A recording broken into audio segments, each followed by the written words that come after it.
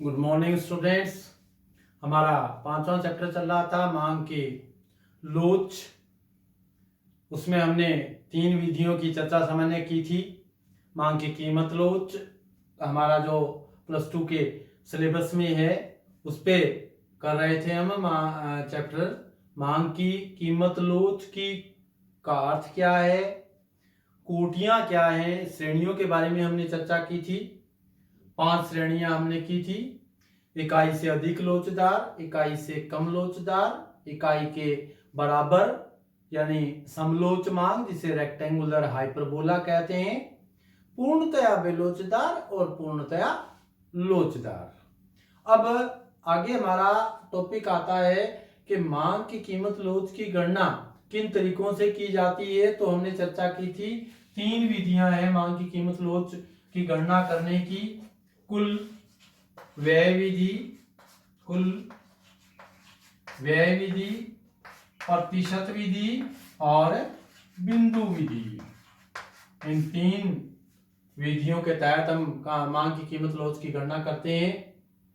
आज का हमारा टॉपिक है कुल व्यय विधि। कुल व्यय विधि है क्या? कुल व्यय विधि जैसा कि आपको ब्लैक बोर्ड पे दिखाई दे रहा है, कुल व्यय विधि को टोटल एक्सपेंडिचर मेथड कहते हैं। इसके अलावा इसका एक नाम और भी लिया जाता है कई बार, टोटल आउटले मेथड। 2 नामों से जानी जाती है, टोटल एक्सपेंडिचर मेथड और टोटल आउटले मेथड। अब चर्चा करते हैं हम कुल व्यय विधि है क्या। कुल व्यय विधि का प्रतिपादन महान अर्थशास्त्री डॉक्टर मार्शल ने किया था। डॉक्टर मार्शल ने क्या कहा? उन्होंने कहा किसी वस्तु की कीमत में परिवर्तन होने पर उस पर किए जाने वाले व्यय में कितना परिवर्तन होता है और किस दिशा में होता है, इस बात की गणना कुल व्यय विधि करती है। यानी कहने का मतलब कीमत में परिवर्तन से पूर्व यानी पहले कुल व्यय और कीमत में परिवर्तन के बाद के कुल व्यय की तुलना की जाती है। दूसरे शब्दों में अगर मैं कहूं तो कीमत में परिवर्तन होने से कुल व्यय बढ़ गया है, घट गया है या इतना ही है, इस बात की गणना की जाती है। यानी कुल व्यय की तुलना करनी है हमें कुल व्यय को देखना और किसके संबंध में देखना है? कीमत के संबंध में देखना है। जबकि मांग की जो कोटियां की थी हमने उसमें कीमत और मात्रा में संबंध किया था। उसमें कीमत और मात्रा में संबंध में हमने इकाई से अधिक, इकाई से अधिक, इकाई से कम, इकाई के समान, समलोचमान, इस तरह से किया था। अगर आपको याद आया हो तो डायग्राम हमारा था,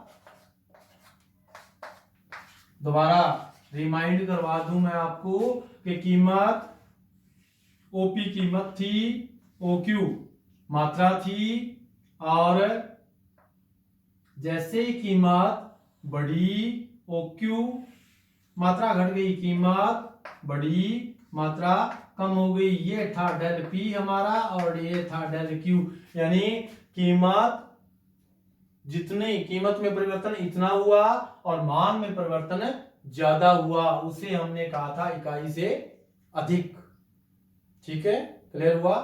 और यदि कीमत में परिवर्तन मान लिया कीमत कम हो गई है, ऐसी अवस्था में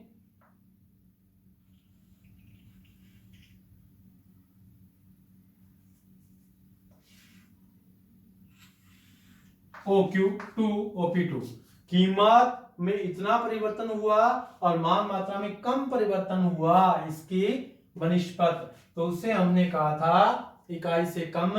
और यदि बराबर परिवर्तन हुआ तो एक जैसा दोनों आयतों का क्षेत्रफल बराबर था, उसे हमने कहा था इकाई के बराबर समलोच रेक्टेंगुलर हाइपरबोला। क्लियर हुआ। और अब हम यहाँ कुल व्यय विधि में कीमत और मात्रा की नहीं, बल्कि कीमत और कुल व्यय की के संबंध की चर्चा करेंगे। और उसमें हमें दो बातें ध्यान रखनी है। कुल व्यय को कीमत के परिप्रेक्ष्य में देखना है, और दूसरा कुल व्यय पहले और बाद में, कब, कीमत में परिवर्तन से पहले और कीमत में परिवर्तन के बाद उसकी तुलना करनी है। हमें इन दो ही बातों का ध्यान रखना है। तो हम चलो चलते हैं। सबसे पहले तीन परिस्थितियां होती हैं, इकाई से अधिक, इकाई से कम और इकाई कुल व्यय विधि में। पहला आता है हमारा विपरीत दिशा में। विपरीत दिशा में, ये विपरीत दिशा में क्या है भाई? विपरीत दिशा में इकाई से अधिक होता है। ठीक है, कैसे? इसे एक उदाहरण से लेते हैं हम। कीमत, मात्रा और कुल व्यय। कीमत को P से दिखा सकते हैं, मात्रा को हम Q क्वांटिटी कहते हैं। कुल व्यय कैसे निकलेगा अगर आपको पता हो तो? कीमत और मात्रा की गुणा मल्टीप्लाई कुल व्यय हो जाएगा P इंटू Q। ठीक है, अब मान लिया कीमत हमारी 6 रुपए है। ऐसी स्थिति में हमारी मांग की मात्रा 10 इकाइयों की है। कुल व्यय कितना होगा भाई? 6 गुणा 10 60 रुपए। अगर इसे रुपए में मैं लूं, इसे इकाई में लूं, तो 6 60 हो जाएगा। मान लिया हमारी कीमत घट जाती है, 6 से घट के 5 हो जाती है, और मांग की मात्रा बढ़कर, क्योंकि विपरीत हमारा नियम भी तो यही कहता है ना, कीमत घटेगी तो मांग बढ़ेगी और कीमत बढ़ेगी तो मांग घटेगी। तो कीमत को घटा दिया हमने और मांग की मात्रा को बढ़ा दिया। ऐसी स्थिति में कुल व्यय कितना होगा? 75, 15/75। ठीक है, अब हमें मात्रा को नहीं बल्कि कुल व्यय और कीमत के संबंध का पता करना है। पहले तो यानी दो बातें करनी है ना हमने, कि किस दिशा में परिवर्तन हुआ और कितना हुआ। अब दिशा देखिए, कीमत पहले 6 रुपए थी, उसके बाद 5 रुपए, इसका मतलब कीमत घटी। अब कुल व्यय को देखते हैं। कुल व्यय कीमत परिवर्तन से पहले पूर्व कितना था? 60 रुपए था, और कीमत परिवर्तन जैसे ही 5 रुपए हुई, कीमत घट गई, तो कीमत में परिवर्तन होते ही कुल व्यय हमारा 75 हो गया। यानी कुल व्यय का क्या हुआ? कुल व्यय बढ़ गया। कीमत घट गई, कुल व्यय बढ़ गया, दोनों विपरीत दिशा में है। ये होगा हमारा इकाई से अधिक। ठीक है, क्लियर हुआ? इसके अलावा एक दूसरा जो हमारा रहता है वो रहता है एक ही दिशा में परिवर्तन। एक ही दिशा में, क्योंकि हमें एक तो दिशा देखनी है और एक कितना देखना है, कितना और किस दिशा में, दो ही चीजें देखनी है। तो एक ही दिशा में कब होगा? जब इकाई से कम होगा। ये मुझे पहले कैसे पता चला? एक उदाहरण से, उसी तरह उदाहरण से देखते हैं। कीमत P, मात्रा Q और टोटल एक्सपेंडिचर का मतलब कुल व्यय। कुल व्यय का मतलब है P गुना Q। मान लिया हमारी कीमत वही 6 है और 10 मात्रा मांगी गई है, 60 रुपए हमारा कुल खर्च हो रहा है। अब कीमत घटकर 5 हो जाती है। ऐसी स्थिति में मांग की मात्रा 11 हो जाती है। 11 इकाइयों की मांग मैं करता हूं, तो कुल व्यय क्या होगा? 11×5 = 55। अब हमें करना क्या? मात्रा को नहीं देखना बल्कि कुल व्यय और कीमत को देखना है। उसमें किस तरह से परिवर्तन हुआ और किस दिशा में हुआ। कीमत देखिए, पहले 6 थी, उसके बाद घटकर 5 हो गई, इसका मतलब कीमत घटी है। कीमत घटने के फलस्वरूप हुआ क्या? कुल व्यय में क्या फर्क हुआ? कुल व्यय पहले क्या था? 60, और कीमत में परिवर्तन होने के बाद क्या हुआ? 55। यानी कीमत कुल व्यय पहले 60 था और ये बाद में 55 हुआ, तो इसका मतलब कुल व्यय घटा। अब यहाँ देखिए कीमत घटी है और कुल व्यय भी घटा है, यानी एक ही दिशा में चल रहे हैं दोनों, तो ये कहलाएगा हमारा इकाई से कम। एक परिस्थिति और हो सकती है जिसे हम नाम दे सकते हैं कुल व्यय में कोई परिवर्तन नहीं। कुल व्यय में कोई परिवर्तन नहीं, इसे भी हम उसी उदाहरण से ही समझते हैं। कुल व्यय यानी कुल व्यय में कोई परिवर्तन नहीं होगा। कब नहीं होगा, किस स्थिति में नहीं होगा? कीमत, मात्रा और कुल व्यय। कीमत मान लिया 6 है और मांगी गई मात्रा 10 है, इस हिसाब से हमारा कुल व्यय 60 हो गया। कीमत घटकर 5 हो गई है और मांगी गई मात्रा हमारी बढ़कर 12 हो गई है। ऐसी स्थिति में हमारा कुल व्यय क्या होगा? 60।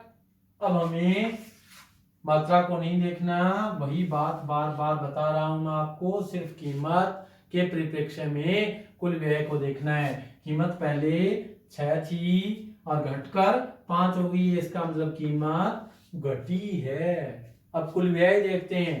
पहले कुल व्यय कितना था बेटा? 60, और कीमत के परिवर्तन होने के बाद कुल व्यय कितना हुआ? 60 ही रहा, यानी शिथिल रहा, समान रहा, कुछ भी नाम दे सकते हैं आप। इसे कहेंगे हम इकाई के बराबर। तो ये 3 परिस्थितियों में कुल व्यय विधि गणना करती है कि कुल व्यय घटा है, बढ़ा है या बराबर रहा है।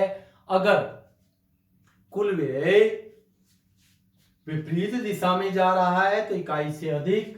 अगर कुल व्यय कीमत और कुल व्यय दोनों एक ही दिशा में जा रहे हैं तो इकाई से कम। और यदि कुल व्यय में कोई परिवर्तन नहीं होता, चाहे कीमत घटे बढ़े, तो ऐसी स्थिति में इकाई के बराबर कहा जाता है।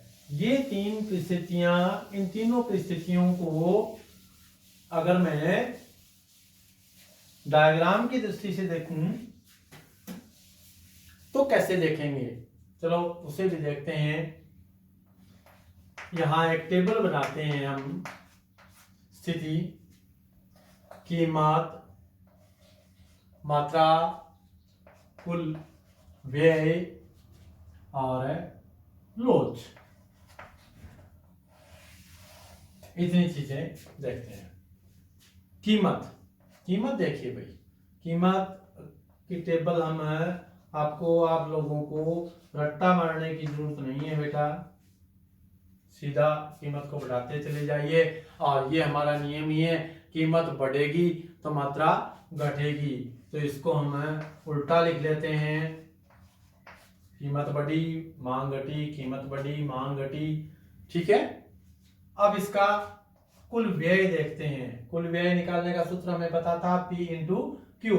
1 छिका 6, 2 पंजा 10, 3 चौका 12, 4 तिया 12, 5 दूनी 10, 6 एकम 6, यानी ये हमारा कुल व्यय आ गया है। अब इसे हम 3 भागों में बांट लेते हैं, तो आपको ये 3 स्थितियां मिल जाएंगी ABC। कैसे? आप कहोगे सर ऐसे ही बांट दिया। यहां देखिए, हमने सबसे पहले क्या किया था, कीमत 1 रुपए है, यहां ध्यान दीजिए, और कीमत बढ़ गई है, बढ़कर 2 रुपए होगी, यानी कीमत में वृद्धि हुई। और हमें देखना कुल व्यय विधि में क्या था, कीमत और कुल व्यय विधि के संबंध के परिप्रेक्ष्य में देखना था। कुल व्यय क्या था हमारा 6 रुपए और कुल व्यय बढ़कर 10 हो गए, इसका मतलब कुल व्यय भी बढ़ा है और कीमत भी बढ़ी है, दोनों बढ़े हैं, इसका मतलब दोनों एक ही दिशा में परिवर्तित हुए हैं। इसका मतलब इसे हम कहेंगे इकाई से कम। ठीक है। अब दूसरी स्थिति देखिए। दूसरी स्थिति में ये रही हमारी कीमत 3 रुपए थी और कीमत में परिवर्तन होके कीमत बढ़ गई है, 4 रुपए हो गई है, जिसका मतलब बढ़ गई है, इसका मतलब कीमत में वृद्धि हुई है। अब हमें कुल व्यय देखना है, टोटल एक्सपेंडिचर देखना है। टोटल एक्सपेंडिचर पहले कितना था बेटा 12 और बाद में कितना हुआ 12 ही रहा, यानी समान रहा। यानी कीमत के बढ़ने पे और यहां से 4 से अगर कीमत 3 घट जाती है तो भी 12 ही रहेगा, यानी कीमत के घटने या बढ़ने से कोई फर्क नहीं पड़ता। इसे हम कहेंगे elasticity of demand is equal to 1, यानी कुल व्यय में कोई परिवर्तन नहीं। यही बात की थी हमने। अब तीसरी स्थिति देखते हैं। तीसरी स्थिति में कीमत क्या है 5 रुपए है और बाद में परिवर्तन कीमत में हुआ 6 रुपए होगी, यानी कीमत बढ़ी है। ऐसी स्थिति में कुल व्यय देखते हैं। कुल व्यय पहले 10 था और कुल व्यय बाद में 6 हो गया, इसका मतलब है ये घट गया। यहाँ कीमत बढ़ी और कुल व्यय घटा, कीमत बढ़ी कुल व्यय घटा, यानी विपरीत दिशा में चल पड़ा। अगर यहाँ 6 से मैं 5 कहूंगा तो कीमत घटी है तो कुल व्यय बढ़ गया है, और कीमत बढ़ने पे कुल व्यय घट गया है, यानी विपरीत दिशा में चल रहा है। इसे हम कहेंगे इकाई से अधिक। तीनों स्थितियां क्लियर हो गई। इसका अगर डायग्राम हम बनाएं तो डायग्राम देख लीजिए, एक्स एक्सिस, वाई एक्सिस, यहां हम इस वाई एक्सिस पे प्राइस लेते हैं और इधर क्वांटिटी लिया करते हैं हम। यहां हम टोटल एक्सपेंडिचर ले लेते हैं, क्योंकि कुल व्यय वक्र बनाने की कोशिश करते हैं, उससे पता चलेगा हमारा कुल व्यय वक्र किस प्रकार का था। 1 2 3 4 5 6, ठीक है।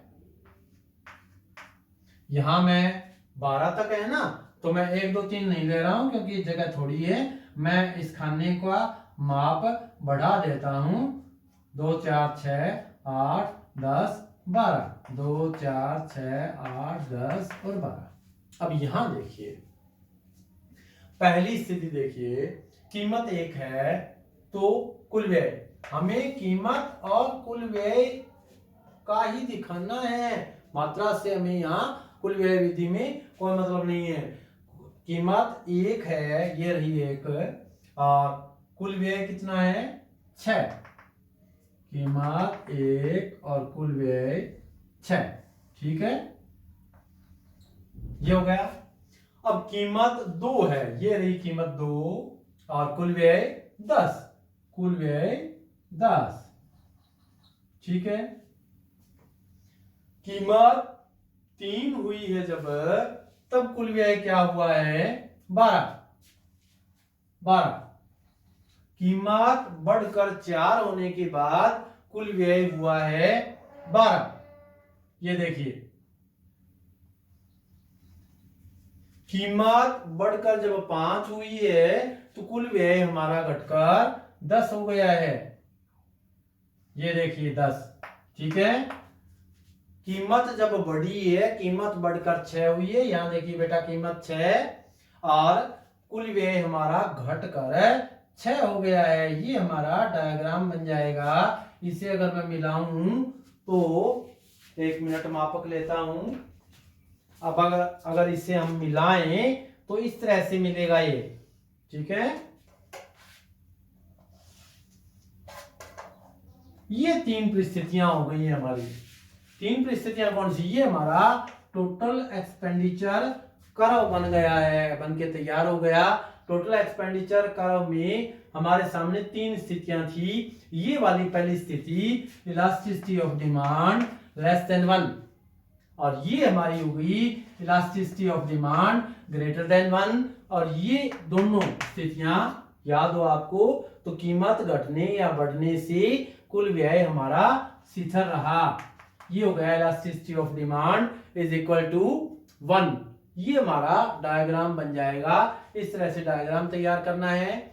और अब आपको ये टोटल चैप्टर कंप्लीट करने के बाद एग्जाम की दृष्टि से अगर हम देखें तो परीक्षा में हमारे या तो 6 नंबर का क्वेश्चन आएगा या 4 नंबर का क्वेश्चन आएगा। 4 नंबर का क्वेश्चन या 6 नंबर का क्वेश्चन एक तो न्यूमेरिकल हो सकता है। अगर न्यूमेरिकल होगा तो न्यूमेरिकल हम इस लेक्चर के बाद आगे जैसे तीनों विधियां करने के बाद हम करेंगे, वहां क्लियर करेंगे। अगर आपसे पूछ ले कि कुल व्यय विधि की दृष्टि से मांग की कीमत लोच की गणना की विस्तार पूर्वक व्याख्या करें, तो आपको क्या लिखना है बेटा? आपको लिखना है कुल व्यय विधि की परिभाषा। डॉक्टर मार्शल ने इसका प्रतिपादन किया, दोबारा से आपको मैं रिफ्रेश करवा दूं। उसकी परिभाषा लिख दीजिए। कीमत में परिवर्तन से पूर्व कुल व्यय और कीमत में परिवर्तन के बाद कुल व्यय की तुलना की जाती है। यानी हमें यह देखना है किसी वस्तु की कीमत में परिवर्तन होने से उस पर किए जाने वाले कुल व्यय में कितना परिवर्तन हुआ और किस दिशा में हुआ। ये बात लिखने के बाद जो मैंने आपको पहले इस लेक्चर में बताया था, तीनों स्थितियां बता दीजिए, विपरीत दिशा में, एक ही दिशा में और कुल व्यय में कोई परिवर्तन नहीं। वो तीनों स्थितियां बताने के बाद ये वाली टेबल जो मैंने आपको दिखाई है वो वाली टेबल बना दीजिए। टेबल में मैंने आपको पहले ही कह दिया, रट्टा मारने की जरूरत नहीं है। कीमत को बढ़ाते चले जाइए और क्वांटिटी को घटाते चले जाइए, दोनों विपरीत दिशा में रहेंगे और ये डायग्राम आपका अपने आप तैयार हो जाएगा। ये इतना करने के बाद आपका क्वेश्चन कंप्लीट हो जाएगा बेटा। अब आपको ये पूरा वीडियो लेक्चर देखना है, इसके बाद आपको अपने नोट्स बनाने हैं और नोट्स बनाने के बाद आपको होमवर्क करके और मेरे पर्सनल व्हाट्सएप पे मुझे सेंड करने हैं ताकि पता चले। इस कुल व्यय विधि में कोई भी डाउट नहीं रहना चाहिए बेटा। अगर फिर भी कोई डाउट रहता है तो प्लीज कांटेक्ट मी, ठीक है? मुझे संपर्क करना व्हाट्सएप पे, पर्सनल पे या फोन कॉल से भी कर सकते हैं। That's all.